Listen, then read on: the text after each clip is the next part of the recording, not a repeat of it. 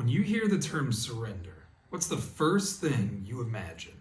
For me, I would have to say it's probably waving the white flag and surrendering to your enemy. Now, that's not something I think many of us are willing and ready to do. But what if the idea of surrender had a much different connotation in a spiritual sense? What if surrender is exactly what we need in order to live our best lives? You know, to lay down what we were never meant to carry, to let go of the illusion of control that we never really had a hold on in the first place. Surrendering ourselves to the one that created us isn't waving a white flag in defeat. It's putting ourselves in alignment to find and to follow our greatest purpose and potential. I mean, let's be honest. Truly, if we knew best, we wouldn't always be looking to others for the answers to all of our problems, right? Thankfully, though, there is one who does have those answers. So what does it mean then to surrender? And how do we get there? James chapter 4, verse 7 tells us, "Submit yourselves then to God. Resist the devil, and he will flee from you." Clearly, we're given the command to surrender ourselves to God. Now, after we've followed this command and surrendered ourselves to God, what does living a new transformed life look like?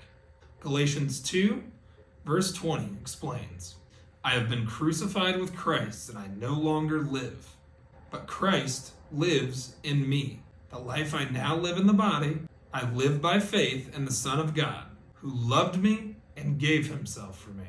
So if we're living a surrendered and transformed life based on what's been illustrated for us here in Galatians, how do we go about that? Is that a life of passivity, or is that a life of activism? Luke chapter 9, verses 23 and 24 tells us, "Whoever wants to be my disciple must deny themselves and take up their cross daily and follow me. For whoever wants to save their life will lose it, but whoever loses their life for me will save it." That to me sounds like passivity isn't going to get the job done. Non-player characters don't make a difference in the story. Romans chapter 12, verses 1 and 2.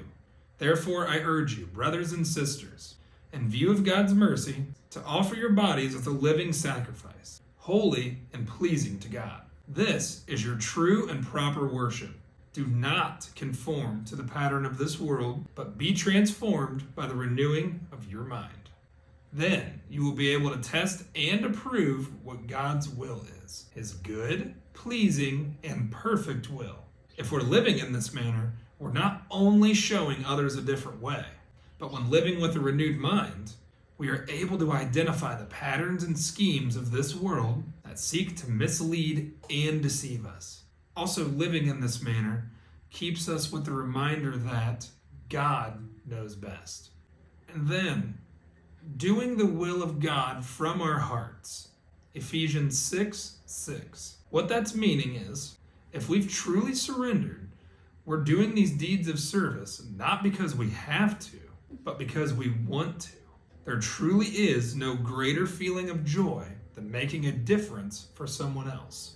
Ultimately, surrender is truly allowing ourselves to be molded and shaped into our true purpose and potential by the one who made us. Many believe surrender simply ends at salvation, but I would suggest that's actually when it begins. I think oftentimes it's easy to think, and it's easy to see how we could get mixed up in thinking that surrender just ends at salvation. We believe in getting baptized and saved, and of course that we've given ourselves over to Christ. And although yes, we may be saved, we're clearly shown here that surrender is a daily occurrence. The devil, he's already been defeated. But our flesh, on the other hand, that's still putting up a fight. This has been Blindly Obvious. If you like what you've heard, please follow, subscribe, and share the word. Peace, love, and God bless. And remember, the eyes mean nothing if the mind is blind.